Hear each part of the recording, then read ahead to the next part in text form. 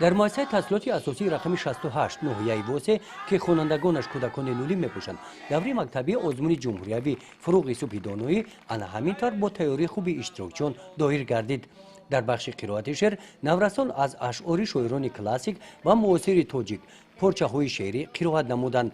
آمادگی یک هفته‌انه خوانندگان مهارت شعرخوانی آنها از جانب اعضایان حکمان بهاگذاری کرده شد.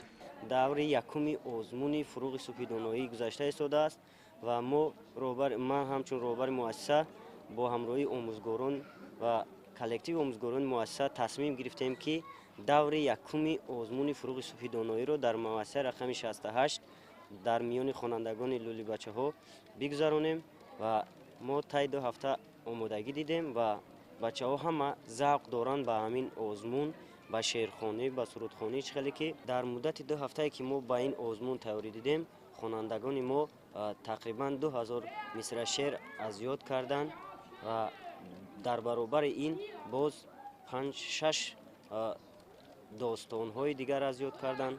باز سرودها در وصف وطن، مادر، پیشوای ملت از یاد کردند. این مؤسسه تعلیمی سال 2006 بنیاد شده است. 190 نفر به تحصیل فرا میگیرد. 17 نفر آموزگاران به کودکان درس میگویند.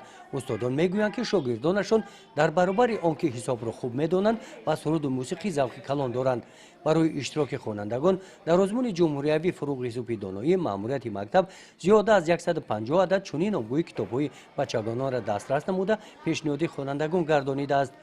دوره مکتبی آزمون جمهوریوی فروغ صبح دانایی در این مکتب جانبست گردیده در جامعه عمومی مکتبی غالبان معرفی گردیده با افتخارنامه ها قدر کرده شدند.